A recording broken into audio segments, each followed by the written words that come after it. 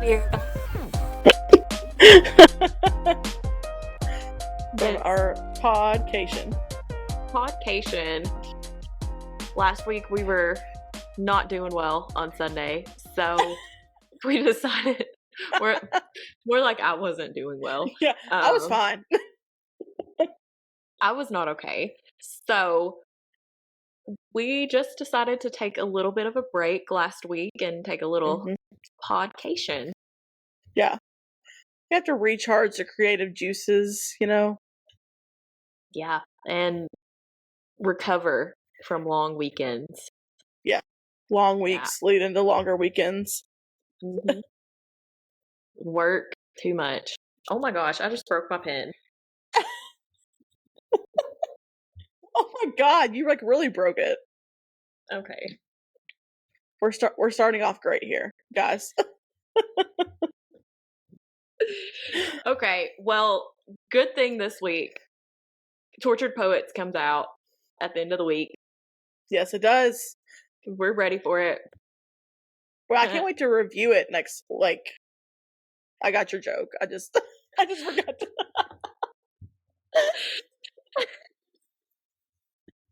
I didn't even mean to say it, and that's why I did that little laugh. I didn't want you to think I didn't catch it, because I did. It just like took me a second. Delayed reaction. Delayed reaction. We're gonna review it next week. We have to. Yeah, it's gonna be so much fun. We should do what we talked about, like have a listening party. Yes. So I don't know how we do that though. Because we'll just sit here and cry. Yeah, we both work on Friday too, so it's not like we can do. like yeah. It's gonna be a long one too. We'll set an alarm clock to wake up at like 5 a.m. and be like, "Are you listening? I'm listening." Can just be like, "Well, I'll be up for sure." Yeah. So, I don't think I have any clients on Friday, so I'll be up. Yeah, I do have clients on Friday, but I'll still be up early. I did that with Midnights. I got up at like 4 a.m. and was like in my bed, half asleep. And I hit play, and Lavender Haze started, and I was like, "Oh yeah!" Like in my bed at 4 o'clock in the morning, half awake. I think I did that too, but it was like 11. Yeah, and like 11:01. I was like laying in bed, and I was just like, play. And it was like the best thing ever. And I couldn't go to. I was like, I'm just gonna listen to a couple songs, and then in the morning when I'm getting ready, I'll listen to the rest of it. Yeah, didn't happen. I listened that was to the whole thing. If I had thought, I would have taken the day off. I probably would have taken the day off. And when Taylor's version of Reputation comes out, I probably will take the day off. Day off. Yeah. That's what we have to do. Mm-hmm. So she better not like surprise drop it. This is me telling her right now. You need to tell me in advance so I could take the day off. We need to prepare ourselves. Yeah. Also, yesterday I was talking with my friends and we were talking about like Reputation Stadium tour and stuff. And I was like, it was such like an historical moment. It was, that people talk about still to this day. And because Josh went with me and I was like, and you got to experience it. And he was like, it was 5 fucking years ago. It wasn't a historical moment. I was like, yes, it was. Actually, it was. Her singing I Did Something Bad. If a man talks shit, then I owe him nothing. Silence. Chills. I loved it. I loved it. He does not understand. The background of it and all of her dancers, like, I don't know. You have to go watch it if you've not watched it. Karen coming up. Mm-hmm. Yep. That's the snake that came out.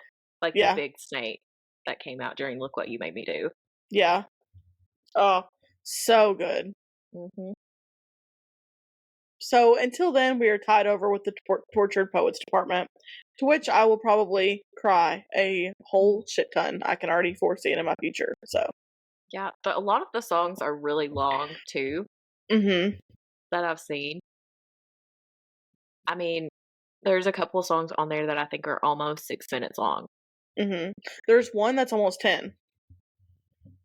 Not quite, but almost 10. It's gonna be good. It's gonna be so good. It might be So Long London, which is track 5, which will be a problem if it is. But I don't know that for sure. I saw it though on TikTok. But what a full circle though, like coming from Reputation, which is like the start of Joe Alwyn and Taylor Swift's relationship, and like that album I could do a deep dive in like how it is her comeback album and like her coming out of like this darkness and like, oh look, Reputation right behind me. But like how she was coming out of the darkness, but in the darkness she found love, and how it's one of the like most kind, loving albums that she's ever written. Right. I think it's more of like a love album than Lover. Yeah. Lover's kind of and I love both of them equally. They're like on 2 number 1 albums. But Lover's kind of like, which now that she's come out and said like that it's the stages of grief and did like her stages of grief like playlist or whatever, a lot of those Lover album or a lot of those Lover songs hit that denial list, and I was like, oof, because I think it's kind of like this fantasy honeymoon stage, not real love, just kind of like that infatuation almost. But then you can almost hear her anxiety in it too. Bottom line, Tortured Poets Department is gonna wreck us all. And maybe later in this episode we'll talk about some of the theories that people have put out there into the world. So yeah, can't wait. Can't wait. See you there. Yeah. Well, let's get started with some highs and lows. Okay, I'm gonna make you go first because I don't even have mine yet. Okay. Well, let's start with the low. So last weekend was my friend Gabby's bachelorette party in Gatlinburg. And so on the way there, we stopped at the Crossville, Tennessee Buc-ee's. And if you've ever been to Buc-ee's, prayers going out to everybody. Because that place, there's like hundreds of gas stations or like gas pumps.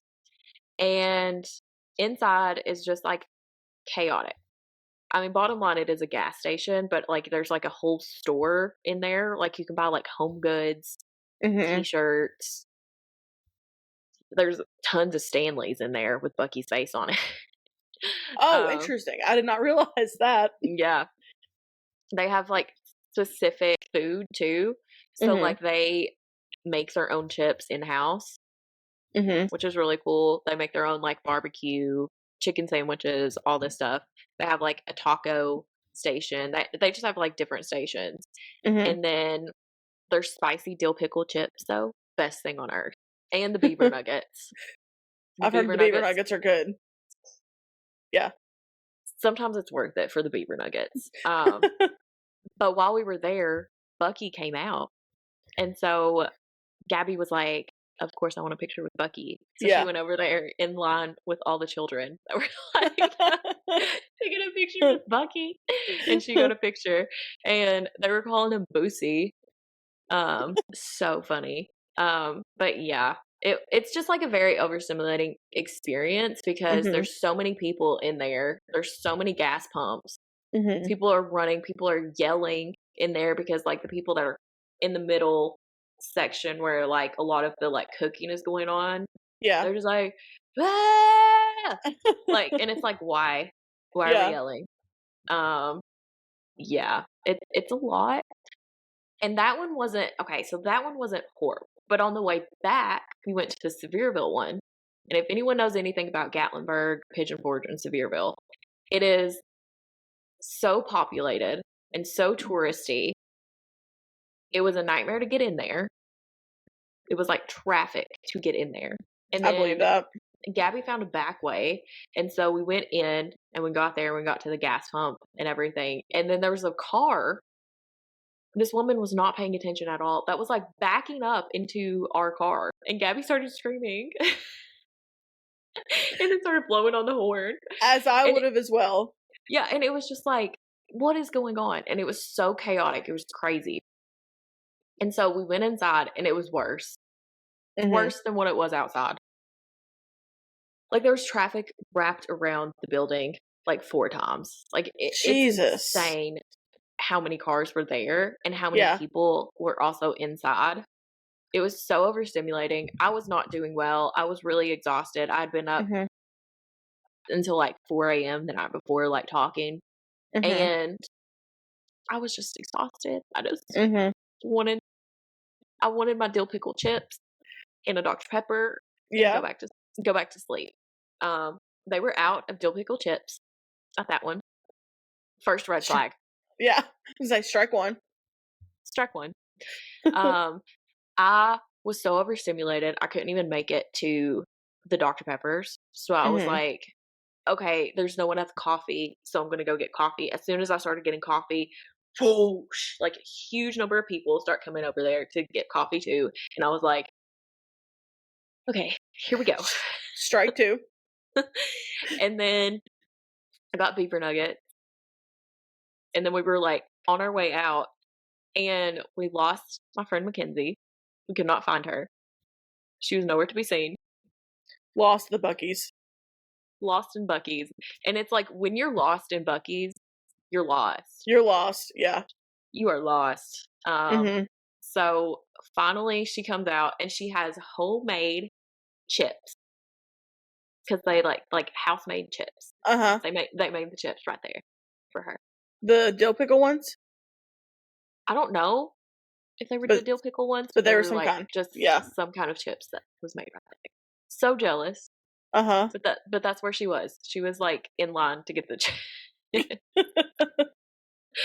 But yeah, just basically, if you go to Buc-ee's, like have a plan, have a meeting spot. This is like an amusement park situation. Maybe take a Xanax or a Valium before you go in there. It's like a whole preparation before you go to Buc-ee's. Yeah, like they have bathroom attendants because the bathrooms are so overpopulated. And at the first one I went to, women's bathrooms, there's always a line. Yeah. So I was standing in line and these 2 girls just like walk in and they start walking to the front of the line. And the bathroom attendant was just like, girls, if you're trying to go to the bathroom, the line is back there. And I was like, it's insane at the Buc-ee's. I didn't realize. Yeah. Because we don't have we have a Buc-ee's that's getting built close to us, but we don't have one close to us right now. So. Yeah. It's going to be intense. So I'm gonna go there to get the spicy dill pickle chips. Maybe wait a week or 2. Wait 2 months, probably. Yeah. Because the first week there, can you imagine? No, it's gonna be awful. It might clear up where we live a little bit because maybe everybody will be at Buc-ee's, so our traffic won't be as bad. You never know. We can only hope. So. Yeah. Anyways, so that's my low of the week. Is it's a traumatic experience to go to Buc-ee's. Honest and truly, look at this. Me thinking about Buc-ee's is making me she's kind of breaking out a little bit. Yeah. It was seriously so overstimulating. And I'm not a socially anxious person. Big crowds don't freak me out. But that was a lot for me. So I can't imagine.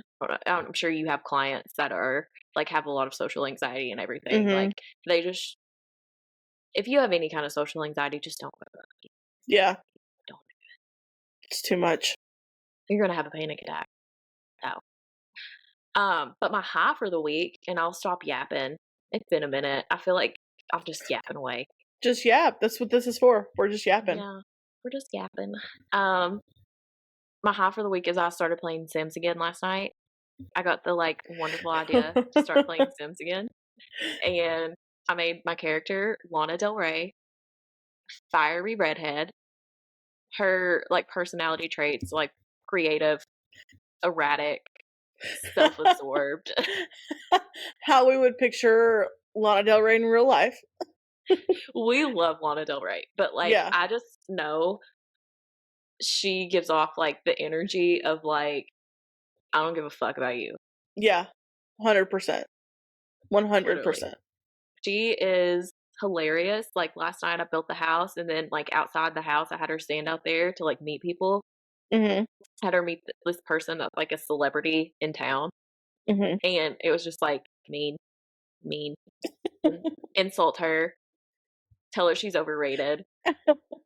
And then I would like gaslight her because I would be like, oh my God, like admiration, like give her so much admiration, like ask her a selfie, all this stuff. And then I would be like, mean. Your sim is abusive. Yes, I said this to Autumn too when we first started. I was like, I'm going to create a character, and I think I've decided it's going to be Jack Antonoff, and Poor Jack. we're gonna make them like fall in love and date, and then she's gonna start being mean to him. Poor So Jack. I don't know if this is like, I don't know. Is my alter ego coming out, or like, Yeah, we need to talk to your therapist about what purpose this is serving in your life. Like, I what don't is this know. filling for you? I don't know. I just feel like being chaotic right now. You're like Like, that, like chaotic evil a little bit happening. yeah. Like, I could never do that to a person in real life, but like on The Sims, I guess it's kind of like, how like actors that are really sweet and like the kindest Yeah. people ever, and they love playing like mean people. Yeah. I feel like that's me right now. Yeah, you kind of get to like live out this Like, persona. like alter ego Mhm. persona of being mean, because I'm Mhm. not mean in real life. I think I would throw up if I like acted that way. Yeah. Screaming, crying, throwing up. Screaming, crying, throwing up, like apologizing endlessly to the Yeah. person that I was mean to. So even when I'm mean to someone that like totally deserves it, Mhm. I get like really bad guilt. Yeah. So Same. Or like really bad, like just anxiety. Because I don't like. yeah, I like Yeah. apologize to a person that I was mean to like 6 years later. I was like, Mhm. not to open old wounds, but like, I'm sorry. I'm sorry for being mean. Yeah. Yeah. And Even though you earned it. that person totally deserved it. Mhm. But I was still like, I can't do this. So This isn't who we are, except for on The Sims. yeah, I kept on The Sims. Like, I also like put her as like a kleptomaniac too. So now she's stealing things as well. Who's also stealing things, and it's really funny to like when they do like their like own thing and stuff, and they like Mhm. walk around and they like put things in. They're like, I'm like, oh my God. But yeah, I could never steal anything. Like, I know those people that like would steal like lip gloss or something, or like just No. little small things. Yeah. I would throw up. Yeah. Same. I would be so anxious. I'd be like, they're 100% going to catch me like 10 years from now. I They're going to be like, watching a video and catch me. yeah, at Kroger a few years ago, I had paper towels like in the cart, and I went through Mhm. self checkout, and I didn't scan the paper towels Mhm. because I just like didn't even notice that they were down there. I get to the cart and I realized that the paper towels were down there, and I didn't scan them. And I'm like calling Josh, and I'm like, "Oh my God, what do I do? Do I go back in? Do I take them? And do I do?" Yeah. And he was like, "Put them in the car and drive away. You're fine." I was like, "They're gonna come back. It's gonna They're be on gonna, camera. th- They're they're gonna gonna come know. get me." He was like, "Get in the car. Bring the paper towels with you. It's fine." I would have been like hiking in, like with my paper towels, being like, I didn't pay for these. Sorry. Yeah, I was so nervous. I was like putting them in the car, and I was like looking around, like, If the police were they, gonna come out of nowhere. they know I stole the paper towel. If I see you like on a jail website, I know what happened. It was the You forgot to unpaid paper scan something. towels. Yeah. Anyways, well, Had to get that out. thank you for that. Anyways, I hate when clients yawn in session because then I'm gonna yawn in session. yeah. And then now the client probably thinks that I'm bored, but I'm not. I'm just modeling your yawn. Yes. So yawning is actually, I learned this, it is a sign of regulation. So the more Mhm. you yawn, the more you're regulated. So I always Mhm. say that to clients. Like, Yeah. when I yawn in session, it's because I like am in a relaxed state. It's not that Yeah. I'm tired or you're boring. Yeah. That's good because I feel like I yawn the most in session. Mm-hmm. But then like I feel I never haven't heard that before. So like that I'm gonna start saying that because I feel like they think that I'm like sleepy or bored, but I'm not. It's just because you're relaxed. So Yeah. You're I getting the learned relaxed therapist. I learned that from Hannah. Anyway, what are your highs and lows? I'm telling you, I know what my low is. We had those freaking storms come through and it destroyed my life for like a 24 hours period. Oh yeah. Yeah. And I got lost in the sauce. Like I didn't know what day it was. I didn't know anything about anything that was happening. So that was not fun. It's really anxiety inducing for a little bit. I've done, I think, fairly okay as of recently. If they say minimal things, like we're like having some severe storms and stuff like that, that doesn't like stress me out. It's when they get closer and they're like saying the words like probably gonna have an outbreak of some sort. I'm like, can we not use triggering words like outbreak, even though I know they have to? So yeah, because we have a lot of trauma around outbreaks. So yeah, that was not fun. But I was like a Midwestern dad, so like when the siren started going off, I was like, well, I want to say like the first time I was not. Yeah. But the second time I was a Midwestern dad standing out there like never. That's interesting that you were like that. I guess that's a good thing. I don't know about that. Well, it shows progress. It actually does. Yeah. But I can see like you being curled up in your bathtub with Max, like yeah, we'll go fly away. Yeah. Max gets so annoyed because he's like, why are we in the bathroom? And then I put his leash on him because I'm like, you're gonna blow away if I don't have a leash on you. And like he doesn't understand why he has his leash on and we're just sitting in the bathroom. So it's just very confusing to him for like the first 5 seconds, and then he like is like, okay, I guess we're just gonna be weird again. And he's like laying on the floor. But the good part about that is they had storm chasers here. So I watched one of the storm chasers as she was following, like she was like live and she was following the one that was here. So like I at least knew it was close to my house, which was a little panicky, but I at least knew where she was, you know. So that somewhat helped, I guess. But like I think someone put like very close to where my new house was. They were like, look at this, and it was like a funnel cloud. Yeah. Like, oh, that's great. Cool. Great. Yeah, they like to come up through this direction. It's just wonderful. I don't know what's in the water there. I don't know what it. Yeah, I guess because it comes from the south. It comes up, I guess. But it hits the like southern part of the county. Yeah. So what can you do? So that was my low, is that I was like home from work that day. I had a stressful like couple days leading up to that. So it was just after it was over, I was just like, I need to sleep because I've not really slept a lot. So my high is that it has been so pretty this weekend that I have been able to like be outside and like doing things. My mental health is kind of not the greatest right now, but I've been able to like get outside and take Max outside, and like that's helped a lot. So I guess that's my high, is that like I've been able to be outside and get some sun, and it feels great outside right now. So I know it is really nice outside today. And yesterday was really nice. Yes.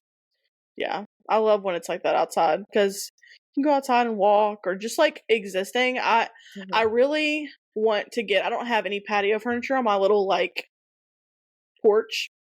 It's not a porch. It's a patio, I guess. Balcony, whatever. But I really want to get some like furniture to put out there so I can just like sit out there. Yeah. That'll be nice. Should probably wait till like Memorial Day weekend because that's when they usually have like tons and tons of sales everywhere. That's a good idea. Yeah. Like crazy sales. Like I got our sectional was like originally like $1,400 and we got it for like $800. Oh gosh, yeah. Memorial Day sale. So that's a good idea. That's for my birthday too, so I'll be able to. Mom might give me some money or something. Mom, please. So. Gemini. Yeah. It's Gemini season. So this session, since we're just kind of like slowly dipping our toes back into the podcasting world, we just thought it would be a yap session. So we're just going to talk. Doing what we do best. Yeah, we can do it. We have no problems doing that. If only you guys saw how much Kate has to cut out on these episodes when she edits. Yeah, like from both of us. We're both like big storytellers. Huh? Mm-hmm. Anyways. Technical difficulties. Yeah. So, I mean, literally at any point, but especially when you get like any drop of alcohol in me, I turned into like Aesop, and I just like don't stop fucking talking. Listen, there's this person that I know that we've talked about at work. She's not at work, but we've talked about knowing this person, and she just doesn't talk a lot. Mm-hmm. And like when you bring up things, she's like, I don't really have an opinion on that, and I'm like, what is that like? Because I have an opinion on everything that has ever happened in the history of the world. Yes. And I think that the world needs to hear it. Yeah. Maybe that's my toxic trait.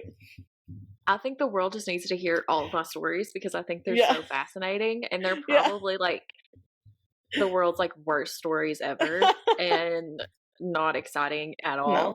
And I'm just like, just listen to me talk about it. Just listen to my stories. Like we like your stories. Why I was up until 4 a.m. was because I was literally talking about like ghost and poltergeist. Mm-hmm. Oh, that's a 4 a.m. like conversation. Yeah. And it was like spooky, like all the lights were off in the cabin. Like the only light that was reflecting was like the TV behind us. So yeah, it was like a spooky comment.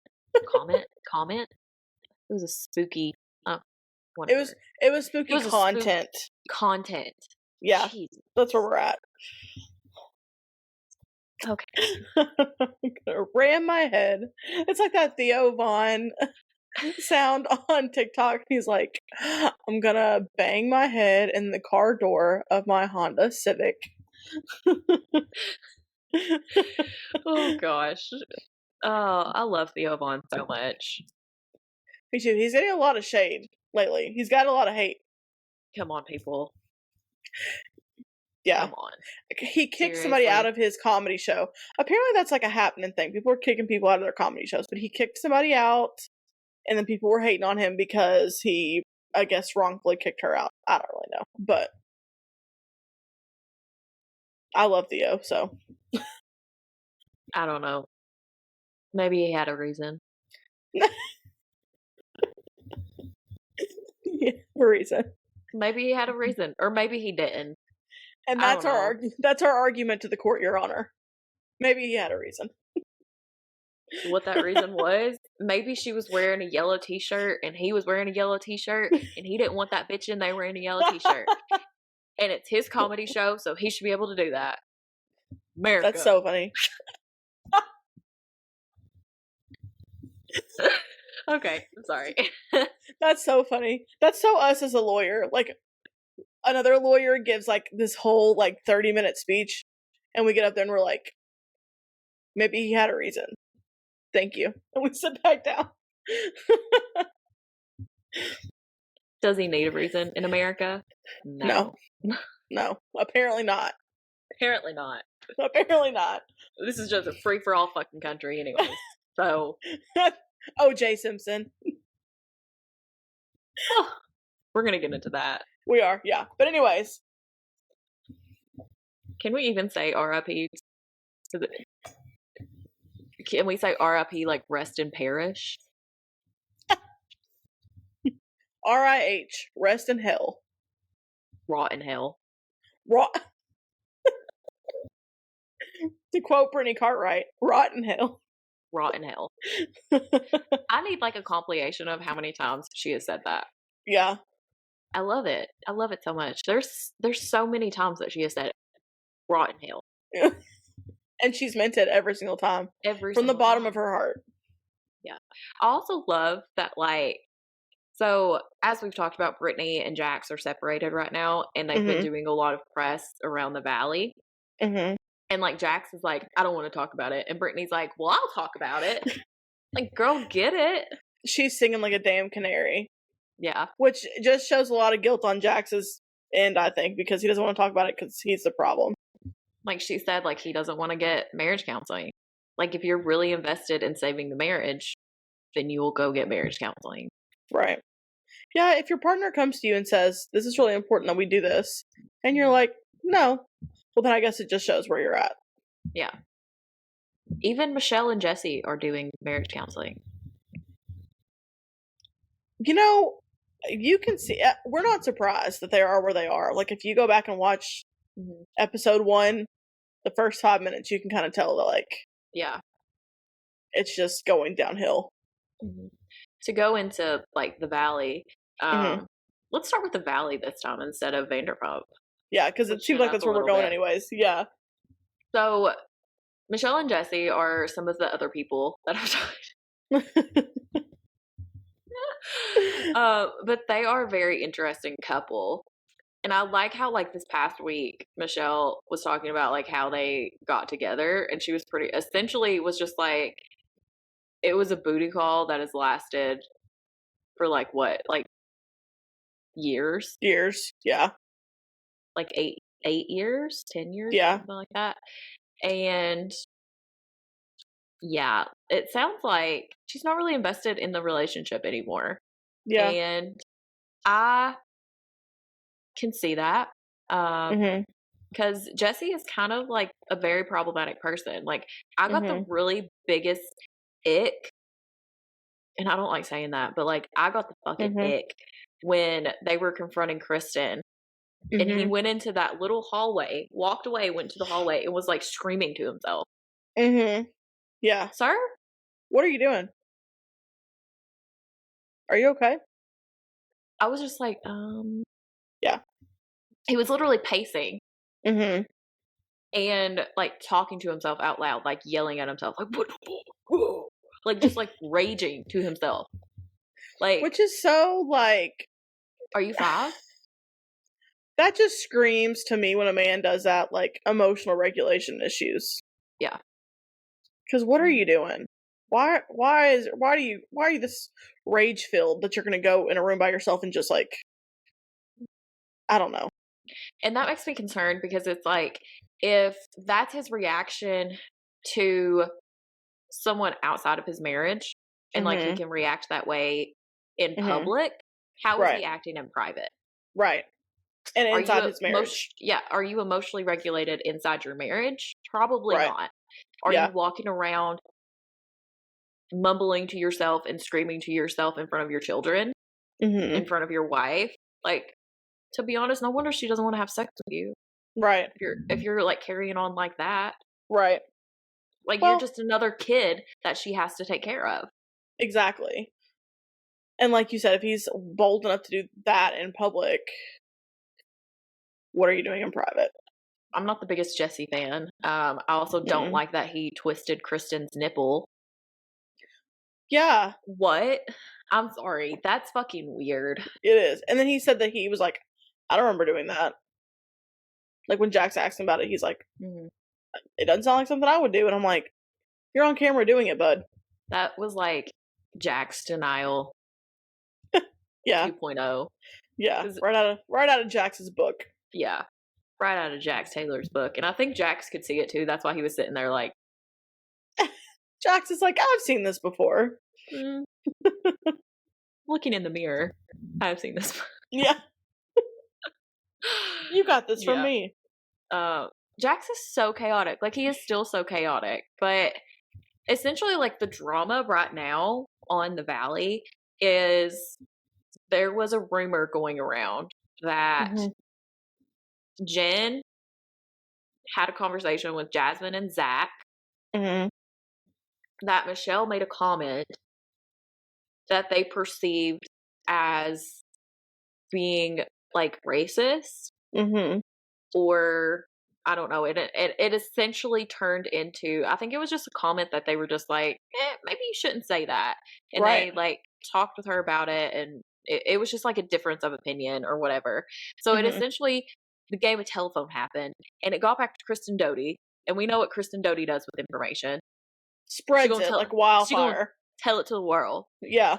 So when it got back to Kristen, it was Michelle's a Republican, Michelle's a racist, Michelle's homophobic, all of these like negative things. Mm-hmm. And so Kristen repeated it in Michelle's home.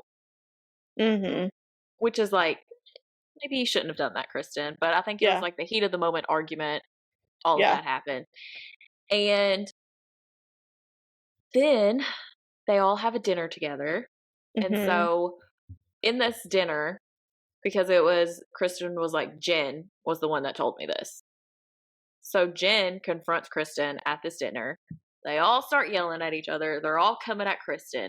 And in this moment, this is where I was going to say to you, I felt bad for Kristen. Because at the end of the day, I feel like she was repeating what she heard. Mm-hmm.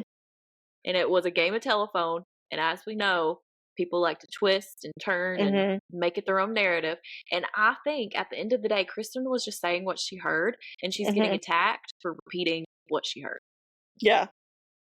She shouldn't have said it. She shouldn't have repeated it. But why are you shooting the messenger? Yeah, I can see that. Why aren't you like coming at, I don't want to say like at Jen, but I guess they've like talked it out or whatever. But like, why is everyone attacking Kristen when she's just repeating what she heard? Someone needs to come out and say that they told Kristen this.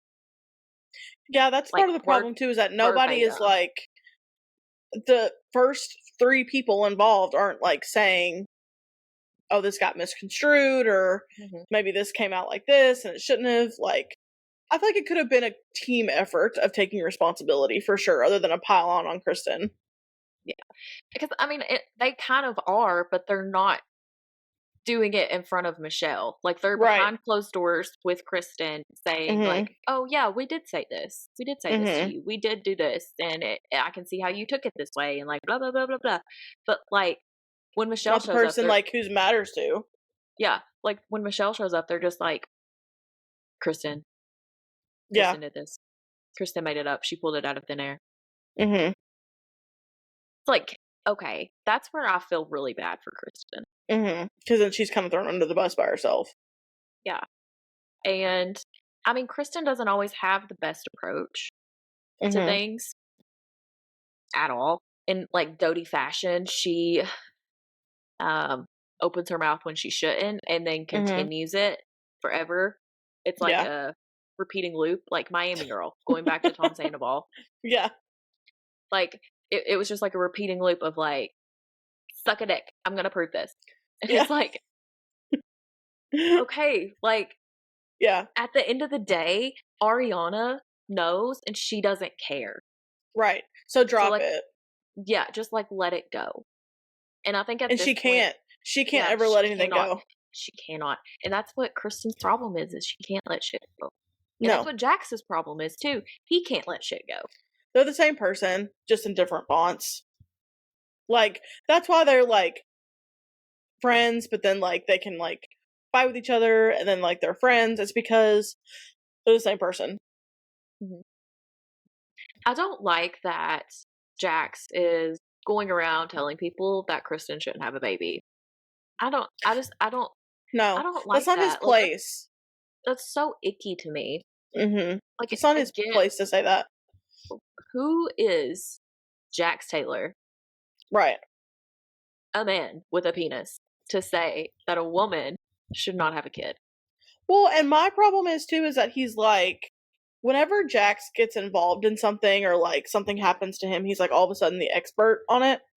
And he's like, you don't know how hard it is to have a kid. And like, it is very difficult to have a kid, but that doesn't, just because you have a kid doesn't make you the expert on everything. Like, yeah. I do like how Jax and Brittany parent though. I like that they like work together and like you can see that they're having issues, but like they're coming together. Yeah. For their kid. Yeah. So I think Jax is a good dad. Like, despite who Jax is as like a person and like a husband, I do think that Jax loves Cruz a lot and does a good job in taking care of him, you know? And there are some people like that. Like, some people are just better parents than they are, like, partners in a relationship. Like, they just can't figure that part out of their life, but they can figure out, like, the parenting part. Right. And be a good parent in that sense. And I think part of that is, like, him losing his dad. So, like, he really wants to try to be a good dad for Cruz, because his dad was so close to him and then he lost him, so. Yeah. I totally forgot about that. It's, oh gosh, now I remember that happening. It's so sad. And it was like, that was a turning point for Jax. I don't know that it stuck, but like there for a while, I think that it did something, you know? I think so too. I mean, same with Lala. Like, Lala's dad passing away. And Lala coming from, like, this girl from Utah, which I love how the internet's been calling her Lauren from Utah. Lauren from Utah, yeah. She comes from this, like, really nice, stable family who obviously had money if they go from Utah and, like, have a boat in, where did they have the boat? It was on the coast in California, somewhere around LA. I don't know if it was Monterey. That sounds like that could be it, though. Santa Monica, I don't remember. maybe, I don't know. They had a boat, and they would go there every summer. So, like, obviously she comes from, like, but, like, her parents were together her whole life. She has, like, a really good relationship with her brother. From what it sounds like, her family is really stable. So I can see why the whole thing with Randall, like, blew up her life, and she really hasn't been able to honestly recover from that. Like, I still see that, like, impacting her so much, and I see that projection onto Ariana, like that conversation that she was having with Ariana. I think those tears were more for herself than they were for Ariana. Yeah, I agree with that. And there's a difference in, like, talking about your experience to relate to somebody, but I feel like that Lala does that every single time.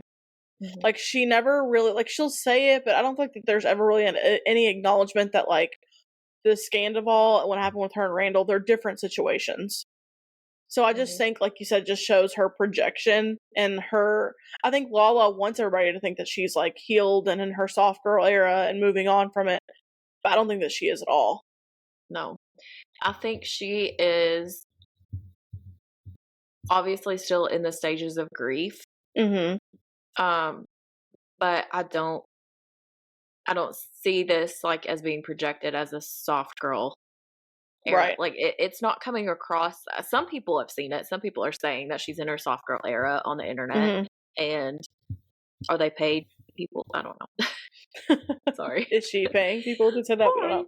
Because I'm not seeing it. I'm not seeing that at all. I'm not seeing it either.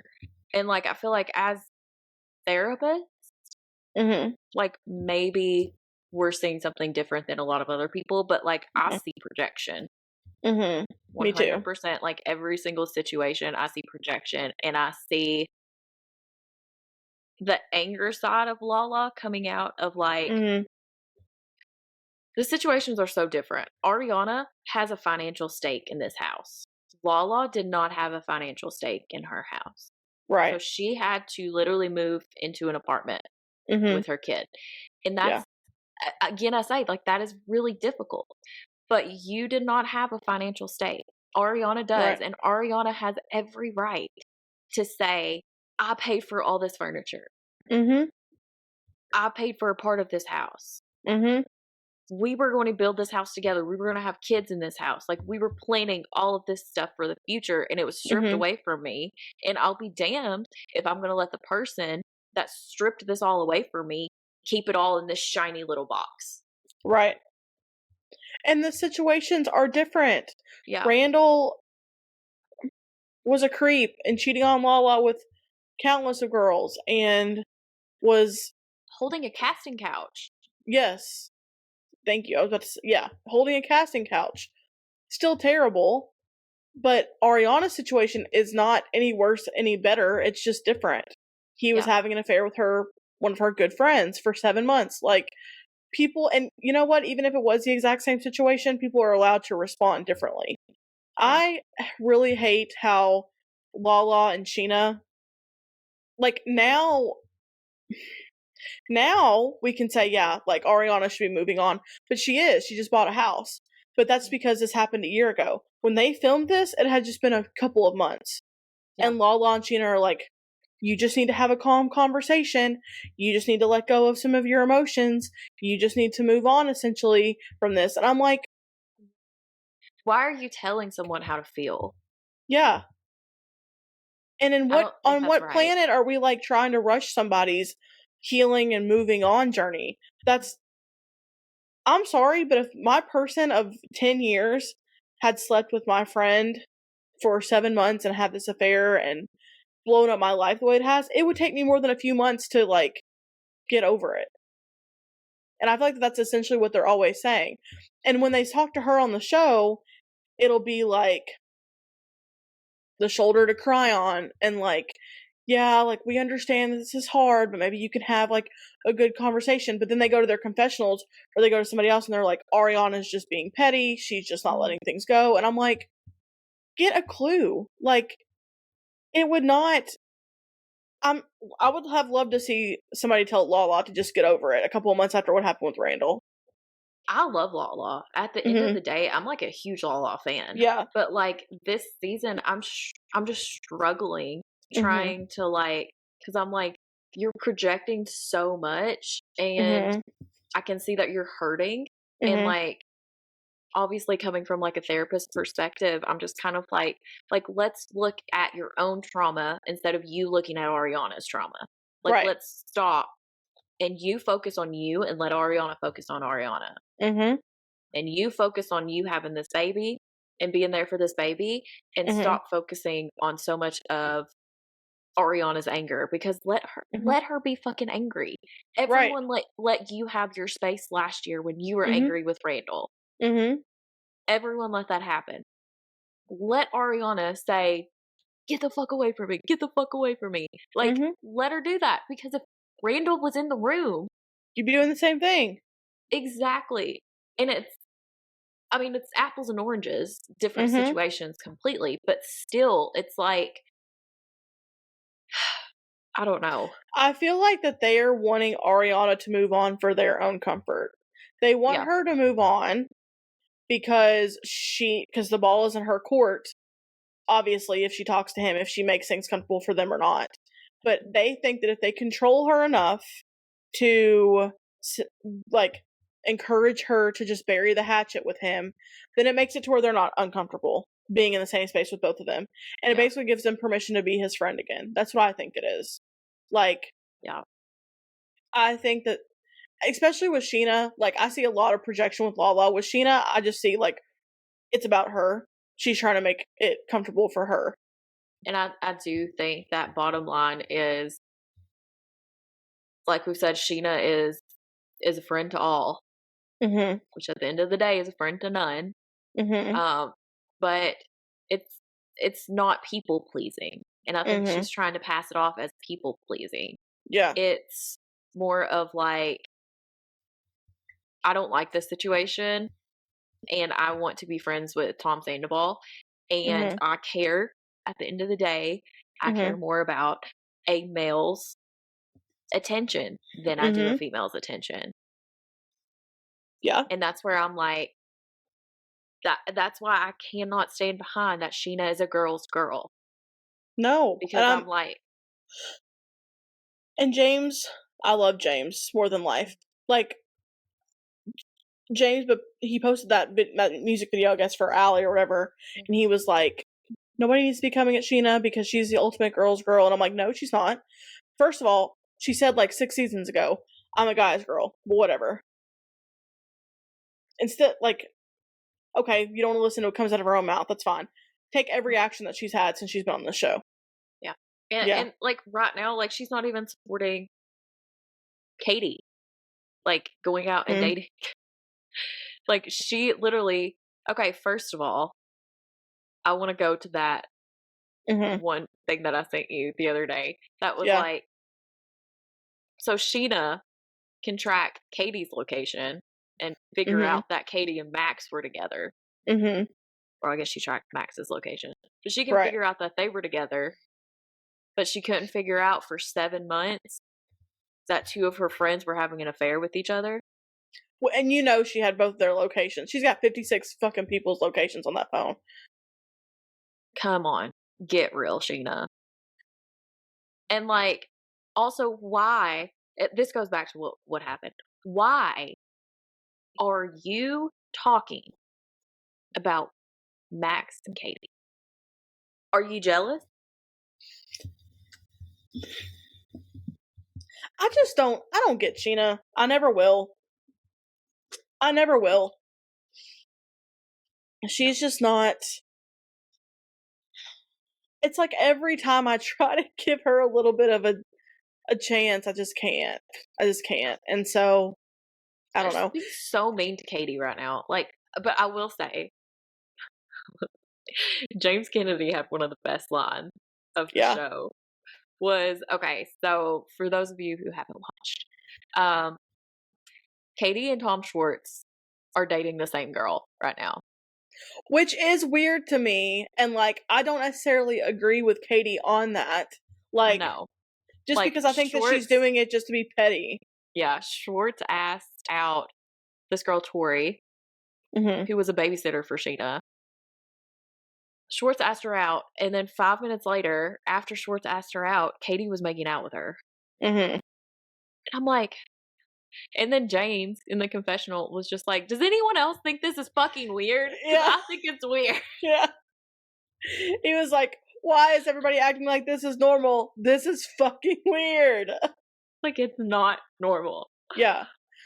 But he's right. Like, he was like, Katie and Schwartz were married. A whole ass marriage. Yeah.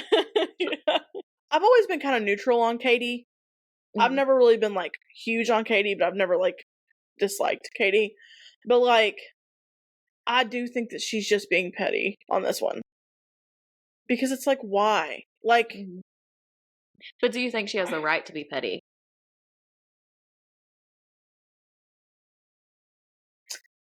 I think, when is it gonna end with that? You know, like, at what point are you just gonna call it and move on? You know what I'm saying? Like, okay, I'm looking at more of it like that than with her than with Ariana. And then, like, I just feel like that she has so much resentment towards Schwartz that they can't even have a conversation without her putting Schwartz down about what he's wearing or what he's saying or what, like, even just, like, stupid shit like that. Like, you can just read it all over her face that she's, like, resentful and almost vengeful towards him. Yeah. And it's like, I don't know, like, did Schwartz do everything right? Absolutely not. But do I think that Schwartz purposely and maliciously hurt Katie? No, I just think that he's an idiot and he prioritized incorrectly. You know what I'm saying? Yeah. So I do agree with that. So, like, this is where I say, like, where is the line between Katie and Ariana's, like, anger and resentment? Like, where's the difference there?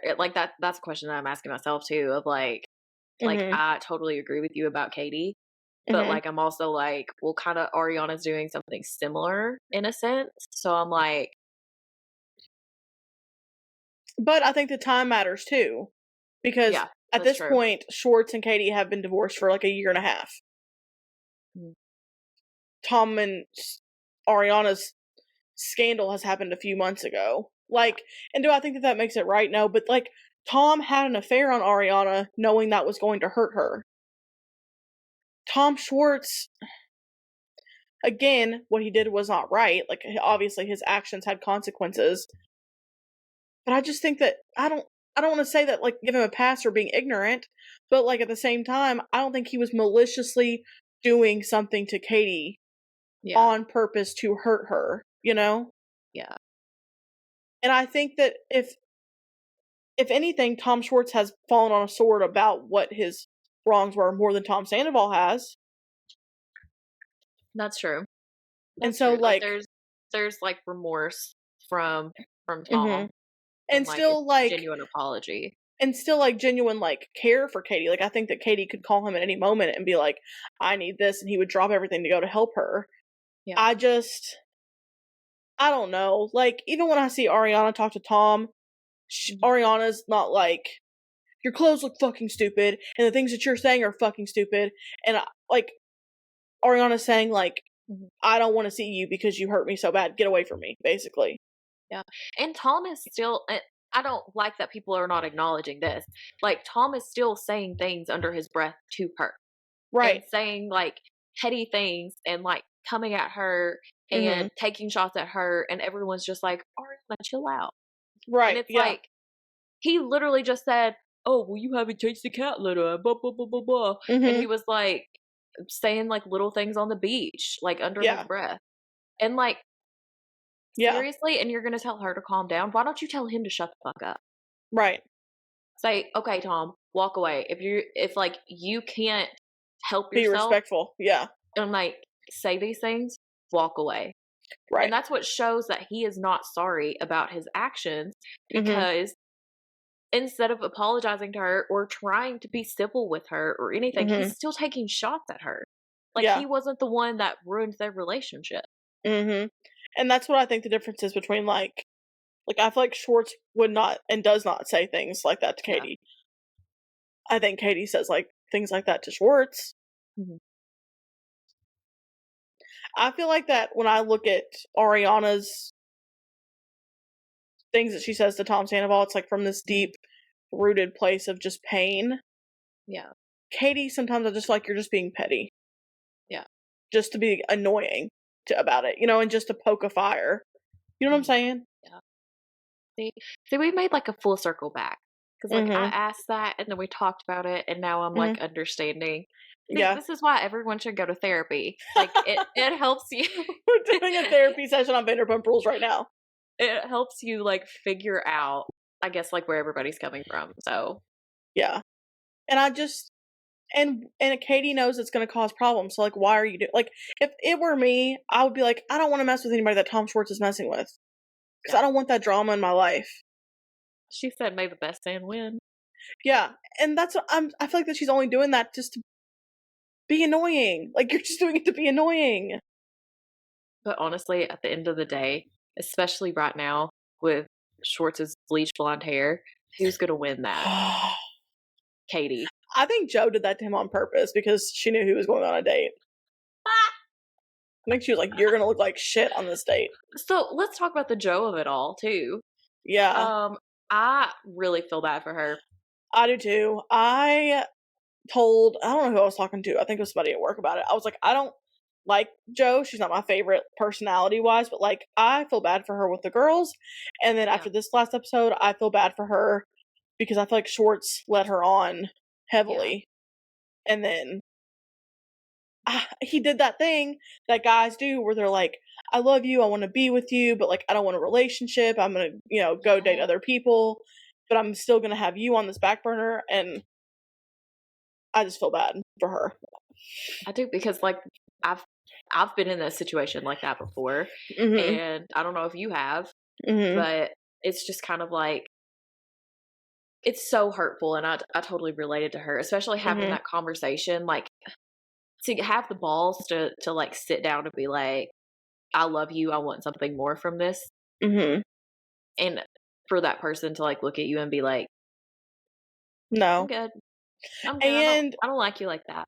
On top of that, I have been in a situation where it's like, that's your best friend, that's the person that you're closest to in the world, saying that, and, like, you kind of have to wrestle with, like, okay, well then I guess I can't be in this friendship anymore, and that's almost harder to lose than, like, a romantic relationship, you know. So I just really, my heart went out to her when she went out of the apartment and she was, like, crying, and she was like, I just need to talk to my dad.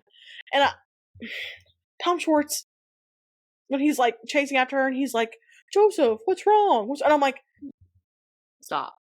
Use your brain for 5 minutes. Like, what do you mean, what's wrong? Yeah.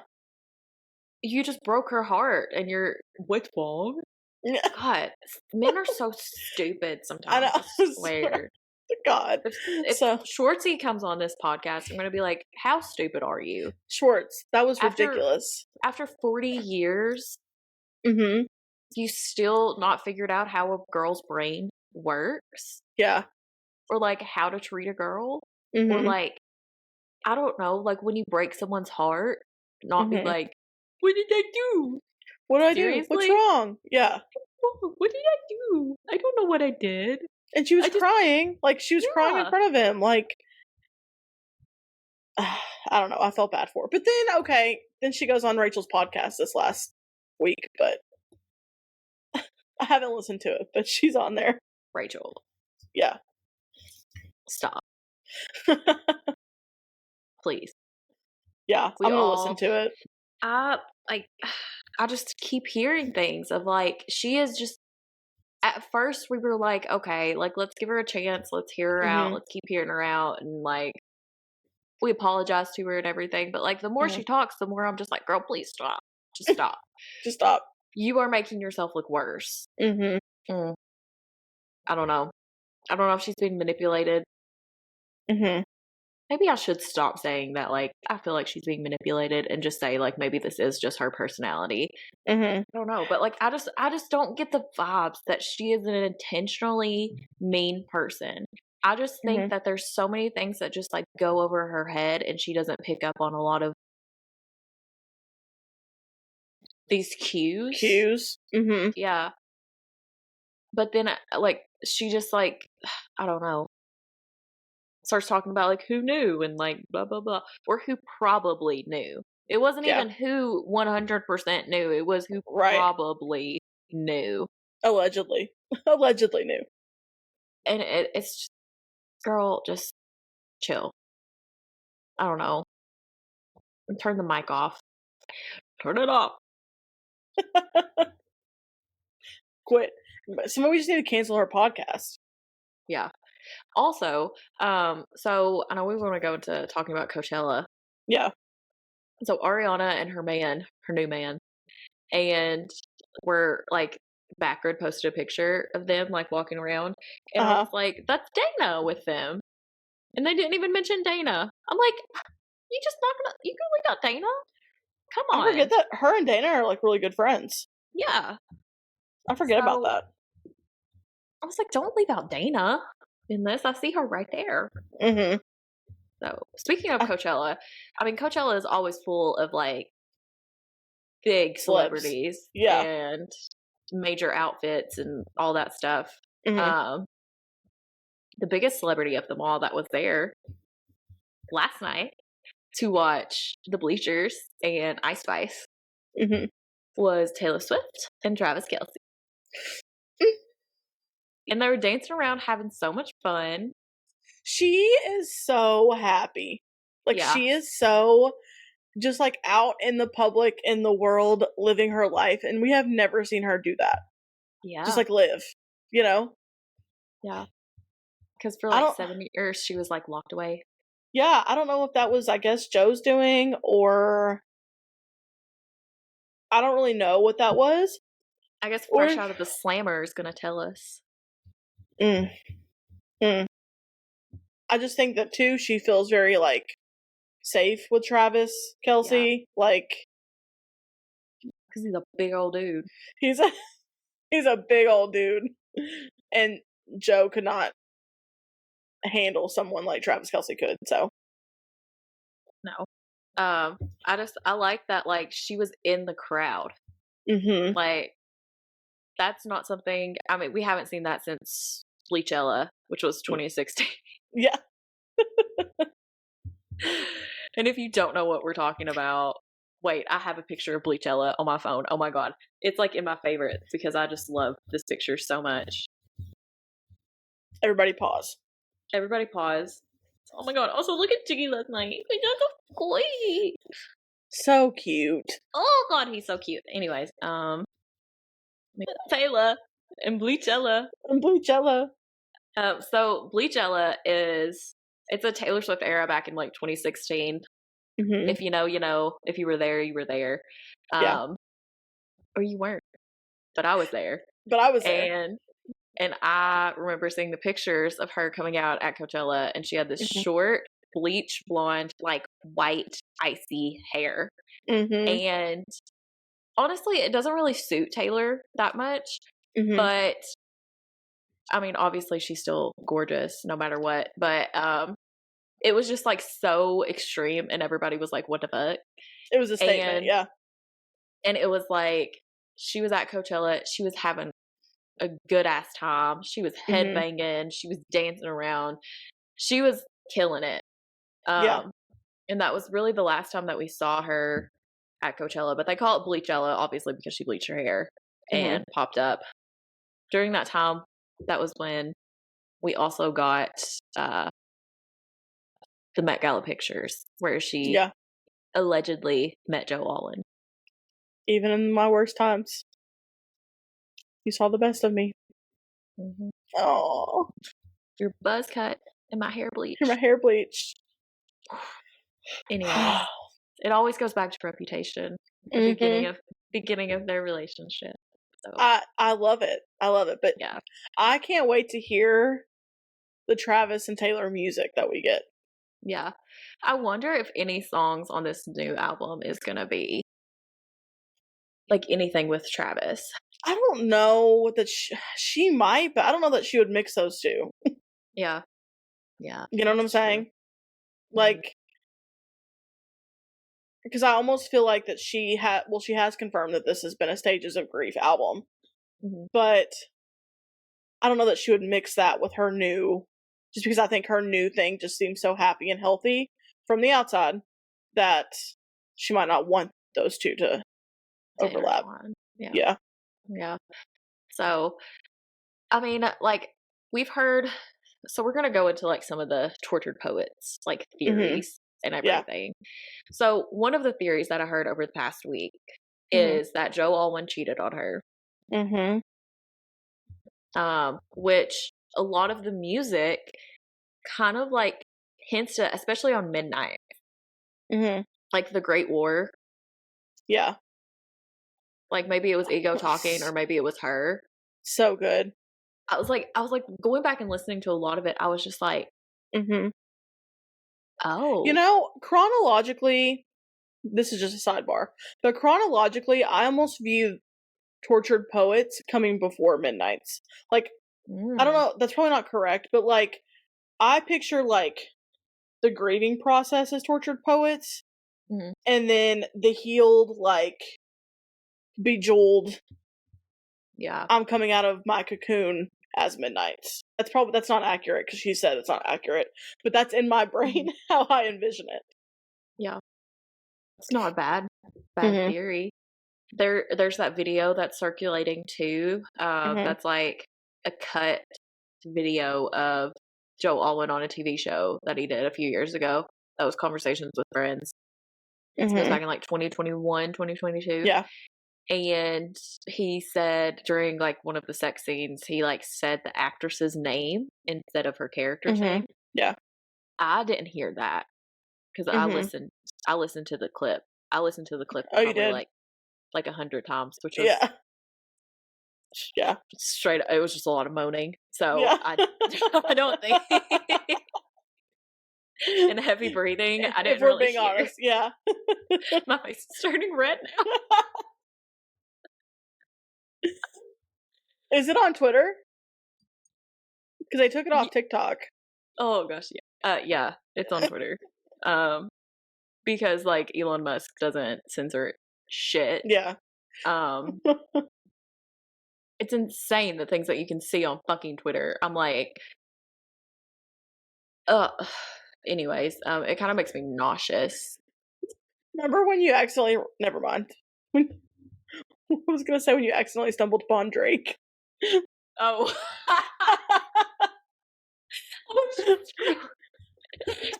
Stumbled upon that video of Drake that was circulating a few months ago. Yeah, you all know that video.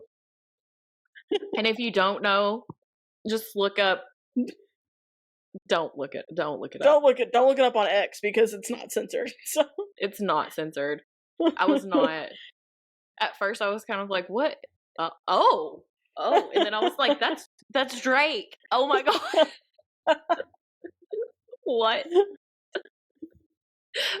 Okay, so essentially, just look it up on X later. On it's like it's somewhere. You'll find it.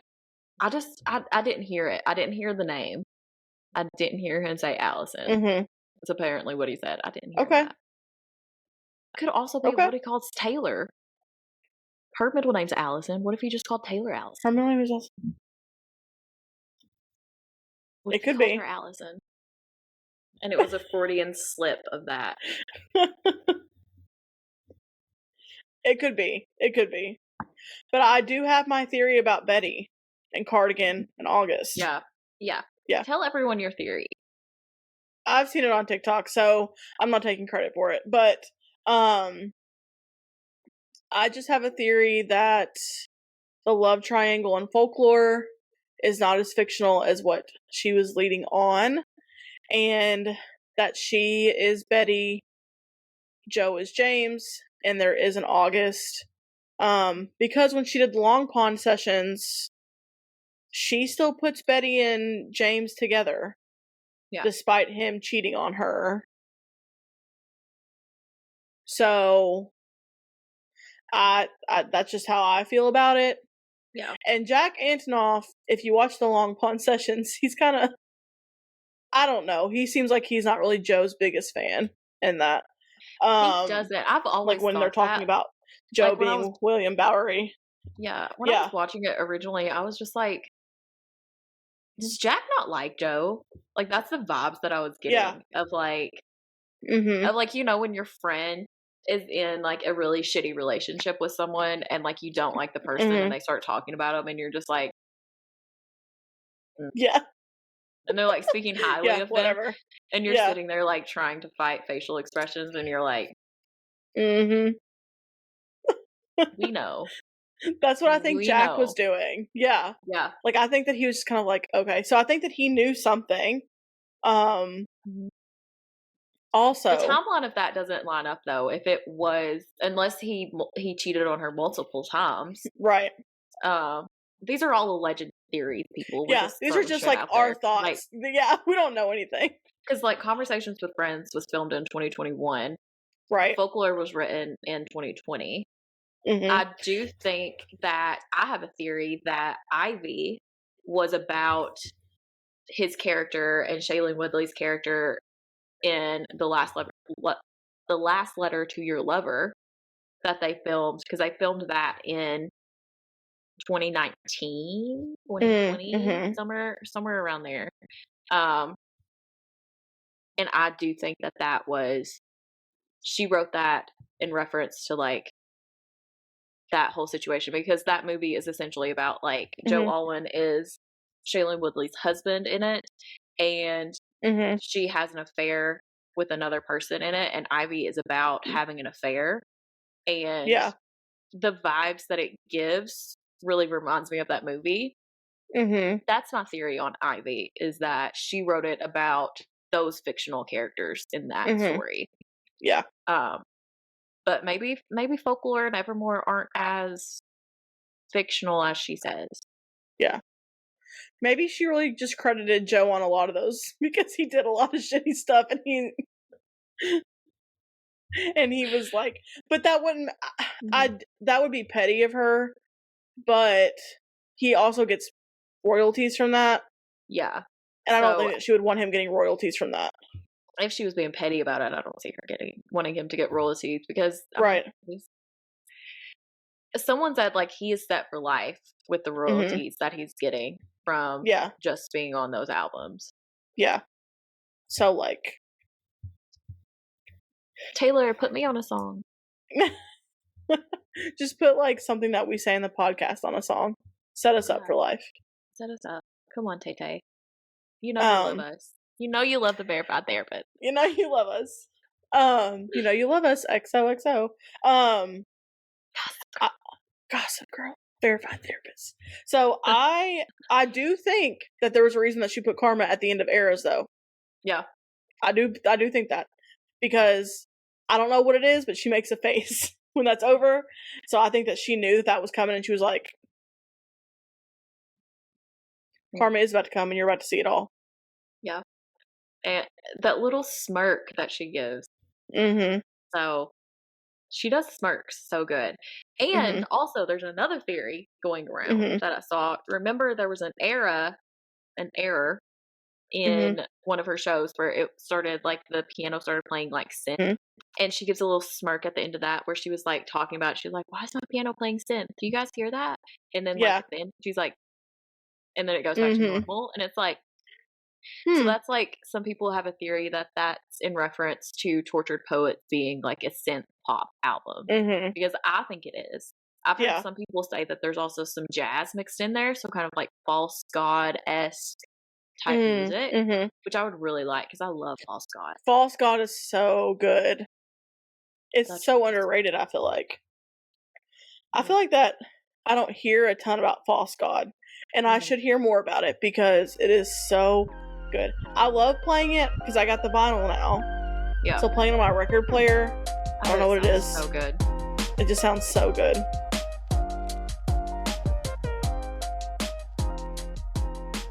Little pause, and now we're back. We're going to talk about. Do you want to start with Dumas' post today on the newsletter? We just saw this today. Dumas sends out newsletters every week. And this week in the newsletter, one of the exclusive blind items at the bottom was said something about like a country music singer / pop star that's recently divorced is on Raya, and it's a chaotic mess on the app. Which Raya, if you don't know, is a celebrity dating app. And you don't have to be a celebrity to have an account with Raya, but you have to know someone that has a code for you to be able to get on there. So it's like all athletes, pop stars, actors, just different people from, like the whole celebrity world. And we think that it is Maren Morris. We think that's who it is because the only other country / pop singer that's recently divorced is like Kelsey Ballerini, and Kelsey's with Chase. So very much with Chase. So yes. So I don't see that being about her. I see it more so being about Maren Morris. I agree with that. Divorced. Yeah. And I've heard that about Raya, that it's a chaotic mess, and there's some people on there that are a lot. And a lot of celebrities on there are just kind of like, they just want to hit it and quit it. I think that's I think it's an interesting concept, having like a celebrity only dating app. Yeah. So it like gets you staying connected with people in the industry. Yeah. Dumas also gives tips on how to, like, if you want to date a celebrity, like, she gives tips on that. So a lot of people just slide into their DMs. So if you guys out there want to date a celebrity, just slide into their DMs. Or if you just want to hook up with a celebrity, like they usually say, just send them a nude and they'll reply. So that would be hilarious. Will not be sending any nudes, but I will be sliding into Harry Styles' DMs, and so he's with Taylor. Yeah, well, I don't really care if it comes to me or her. Taylor Russell is gonna find you. She's gonna be like, "Don't you dare!" Little old me from Kentucky. Well, what did I say earlier? I was like, I have a picture of Harry Styles on my wall behind me, and it's from like Sign of the Times era and stuff. And I was like, I almost said lines, binds, and trying times. How dare you? I know it's Jonas Brothers, but yeah, the Jonas Brothers are on my mind a lot lately. Sign of the Times is like one of my like top 10 all-time favorite songs. I think it's such a pretty song. Is that the name of the album? Am I like, or is it just Harry Styles? Is it just because it's his debut album? Was it just Harry Styles? It's not Fine Line. Hold on. Hold on. I think Just it might follow just on be with the Harry next Styles. one. I think Yeah. it's just Harry Styles. Oh, we should know this. Why don't we know this? I don't know. I've always called it a Sign It's of the just Times Harry. era. It's just Harry Styles. Yeah. It's debut. Yeah. Debut Harry. But yeah, I've always called it a Sign of the Times era. It's so good. Like that because that was like the breakout song. Just stop your crying. I feel like I'm flying through the air when I hear that song. I But know. whatever. And Two Ghosts. I'm literally like floating above everyone when I hear Two Ghosts. Yeah. Which is about our girl Taylor. It is. It always comes back to her. It does. Now that everybody knows what Riot is, someone who is definitely not on Riot anymore, OJ Simpson. I'm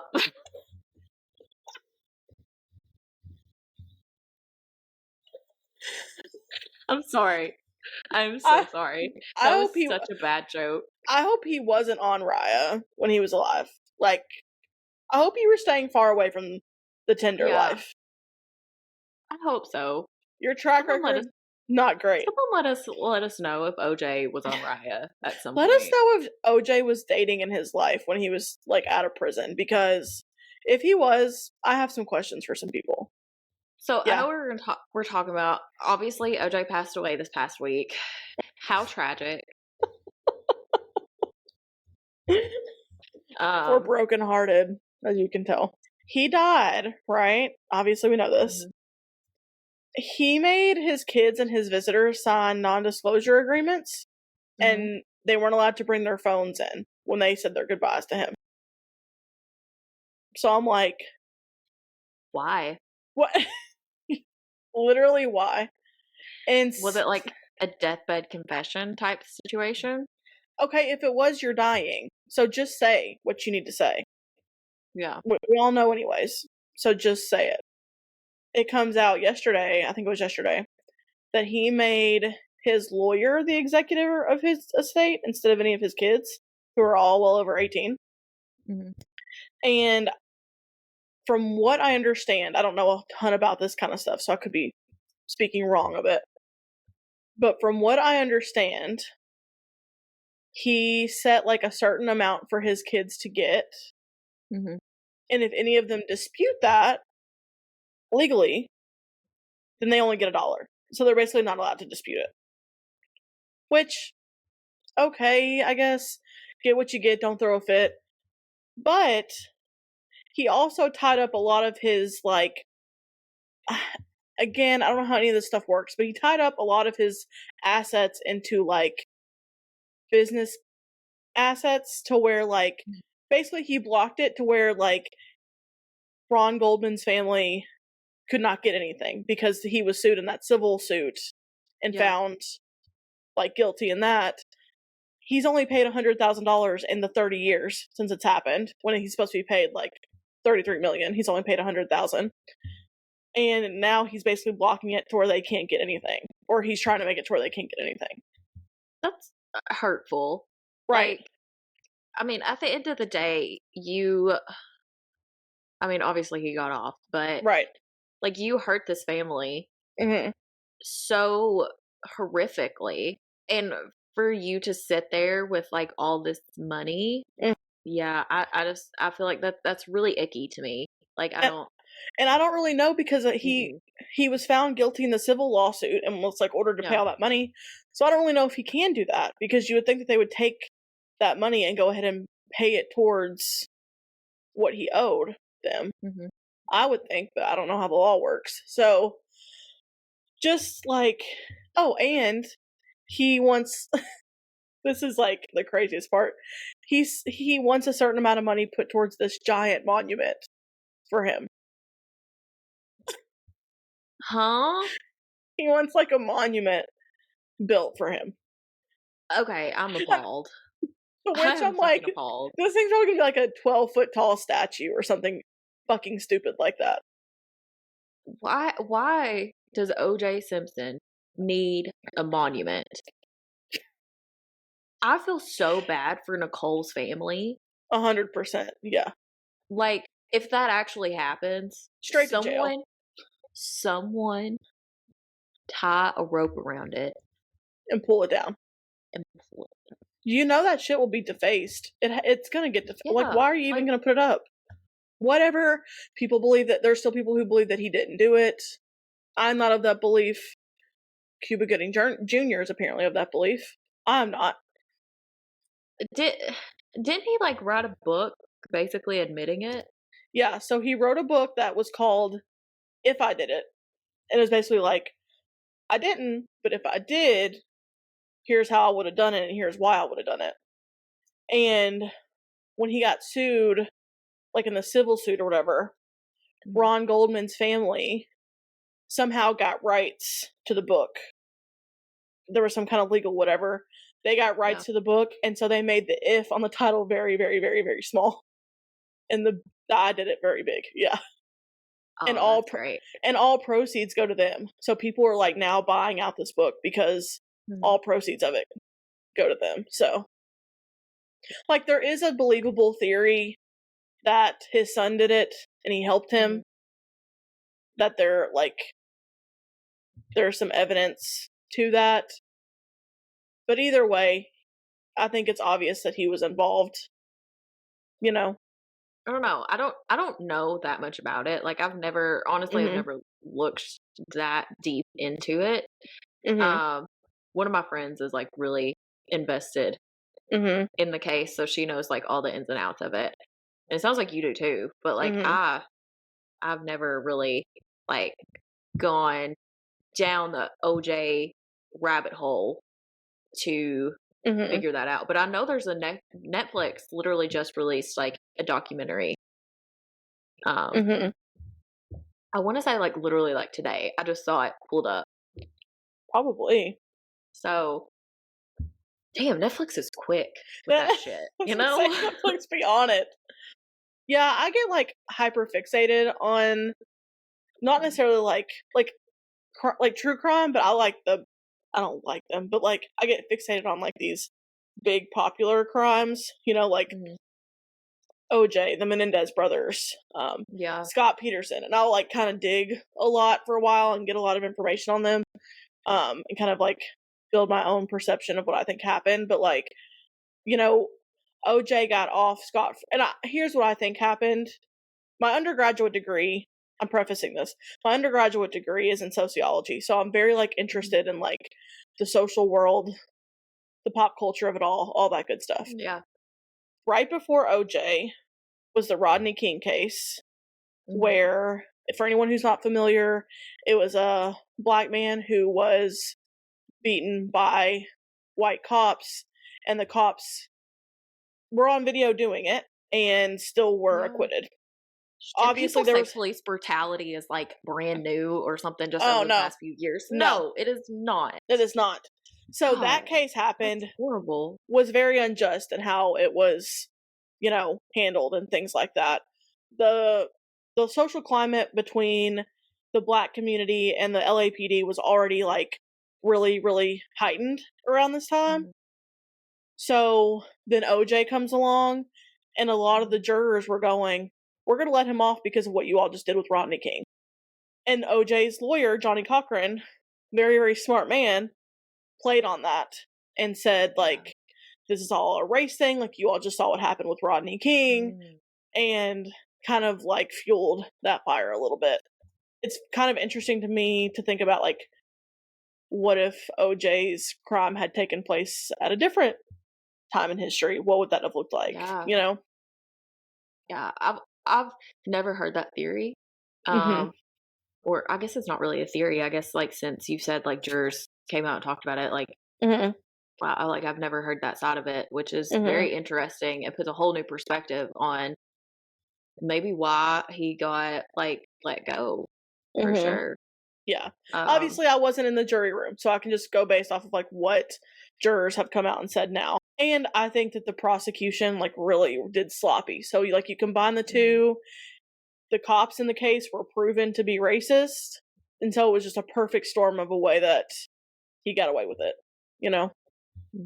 Yeah, I've heard that too, that the prosecution did a really horrible job of like proving it. They've said that like they tried to frame a guilty man, which is what they look like. It looks like they're doing. Like the whole glove situation. Mhm. Did not even need to make him try on those gloves, but they did. The defense attorneys like told him not to take his arthritis medicine beforehand, so his hands were swollen. Therefore, you get the famous like, if the gloves don't fit, you got to acquit or whatever. So there's a lot of like stuff. Yeah, I'm with gonna have to that. look into it. That Yeah, sounds like a lot of ins and outs of this case. there's a lot of like, I think the show that I've watched on it that does a really good job. It's a dramatization show, but it's the people versus O.J. Simpson. Oh, And they okay. talk about how like before the jury went in, because the jury went in to see OJ's house or Nicole Simpson's house or whatever. They went in to see somebody's house. Either way, the defense team changed all the pictures in the house. I think it was OJ's house. So like they changed all the pictures to make it with him and Nicole and him and the kids. So you're like, well, he could never do this because he's a loving, but they went in and changed everything, you know? Ooh. And then, of course, the Kardashians' dad was his defense attorney, and I think that he, just based off of his interviews afterwards, he came to the conclusion that OJ had probably done it, but he still had to kind of be his attorney and serve in that sense. And you could just tell, like, if you watch videos of, they have like a camera on OJ's face when they say not guilty, and Robert Kardashian is like standing next to him, and Robert Kardashian looks like, they say that he went to the bathroom and threw up because of how like he knew just guilty he felt, I guess. He got away. Yeah. Yeah. Because wasn't Yeah. Chris and Nicole friends? They were like best friends. Wow. Yeah. I've heard because of TikTok now that everything's come out. Uh-huh. Like I've seen a lot of videos of like 911 calls of like previous domestic disputes between OJ and Nicole. Which is kind of terrifying. Yeah. It's awful. Just think that the system really failed her and Ron Goldman, who literally was not her boyfriend or anything, was literally just someone returning sunglasses to her house and walked into her house to do that, or walked up to her house, not even into her house, to do that. Just terrible. Do you think it's like wrong place, wrong time? Yeah. I don't even know that they were friends. Like, I think that she had left her sunglasses at a restaurant that he worked at, and like he found out that she lived there and he was just going to return them. OJ, here's my assumption just based off what I've read and heard. OJ showed up and thought he was someone to be jealous of, and I'll have to send you, he did an interview that was right after he was acquitted, and the interviewer did a really good job, because she's like, well, if it had happened, hypothetically, walk me through how it would have happened. And the whole time OJ is saying things like, well, I remember, and I asked, and I did this, and I did that. Like, you can just tell it just seems like he's recalling memories, not just like making it up on the fly, That's spooky. Yeah. But then, he goes to jail for armed robbery and spent however long in there for that. So I guess he got some jail time for something, but not the like biggest crime that he did. So right. Well, speaking of criminals, you want to go into Gypsy Rose, which I know like absolutely. I mean, I know like the bare minimum of Gypsy Rose. So right. I know she hired someone to kill her mom. She did do that. Yeah. Well, yeah. She was in like a relationship with him. Yeah. Gypsy Rose got out of jail recently, like after serving time for being an accessory to her mom's murder. If anybody doesn't know about Gypsy Rose, you can find tons of stuff on the internet, but obviously there's like documentaries and stuff about her too. But she has gotten out of jail, and she's like, it's like Gypsy's gone wild. Like, she got married in jail. Well, so she was engaged in jail, broke off that engagement, got married to someone else in jail. She got out of jail. She was married to this guy named Ryan, She got super TikTok famous there for a hot minute. They went on Nick Vile's podcast like 2 seconds after she got out of jail. Her and her husband did. I remember that. TikTok fame kind of like chilled out a little bit. Well, now Gypsy Rose has left her husband and has gone back with her ex-fiance, gotten matching tattoos with said ex-fiance of like 2 huskies on their arm. Is now living with ex-fiance. Yeah. Is now living with him, and she, I guess, is now getting a restraining order against husband out of nowhere, but is also requesting spousal support from husband. So there's a lot. No. She's like, I'm telling, it's like a teenager who's been let out of a cage. Well, and she just got a nose job too. Oh, okay. Wasn't she like a teenager when she went into prison? Mm-hmm. Ish? Like 19? 18, 19? Something like that? Yeah. So her development was probably arrested to some degree. The chain right now. Yeah. She's having some fun. I mean, she dyed her hair blonde. Blondes have more fun. Maybe that's what her take on it is. But like, yeah, she's just everywhere. Blonde, so, you know. Yeah, you are. I'm blonde again. Blonde. But yeah, she's just losing it. Is basically what it seems like. She's not losing it, but you know what I'm saying. Like, so who knows? Like she's losing it. Yeah. I think both of these men are like significantly older than her. Maybe not like super significantly, but like they're older than her. So I get a little sussed out by that, but that's just a me thing. But it's a little weird. Yeah. But whatever. To each their own, you know. Yeah. Don't mess around too much, Gypsy, and like end up killing somebody again. Like, we just needed you to like stay tame. Yeah, and like don't end up back in prison. Yeah. You're doing something reckless. Yeah. Just like enjoy your freedom. Yeah. I mean, the husky tattoos don't look great either. No offense to them, but they're like 2 huskies in the shape of a heart. I've just seen her with the bandage, so we'll see once the bandage comes off. Ostrich hand. I was gonna say goose egg. This is my ostrich hand. So I've had this thing for years. Here we go, another story time. Fucking Aesop is back. Aesop is back. Let's go. I have always done this. Like, it's so weird. There's like so many pictures of me, and I am doing this. And like, I have no idea where it comes from, why I do it, but we call it my ostrich hands. I've called it that for years. Like, I'm talking like 10 plus years. In my senior pictures from college, I'm doing the like ostrich hand. Like, I have my arm on a bench because I took him on the football field, and where the bench was, I like sat down and I had my arm on the bench like this, and I had the ostrich hand. Please, why are you doing that? I don't know, and it's ridiculous.